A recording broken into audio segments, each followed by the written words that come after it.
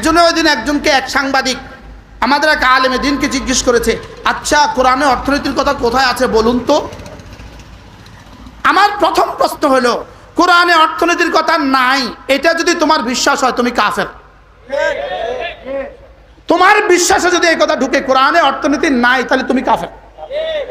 কারণ কোরআন সিদ্ধান্ত দিয়েছে আল ইয়াউমা আকমালতু লাকুম দীনাকুম, কিয়ামত পর্যন্ত মানব জাতি পরিচালনার জন্য যা যা যা যা যা যা লাগে আল ইয়াউমা আকমালতু লাকুম আমি সব দিয়ে ফুলফিল করে দিয়েছি। এখন আমাদের উপরে অপবাদ তুলছে, এই মৌলবীরা দেশ চালাবে কিভাবে, মৌলবীরা দেশ চালাবে কিভাবে, মৌলবীরা দেশ চালাবে কিভাবে, অর্থ কি? এরা কিছু জানে না, এরা দেশ চালাবে কিভাবে? তাইলে নন মেট্রিক পাশে দেশে এমপি ছিল না?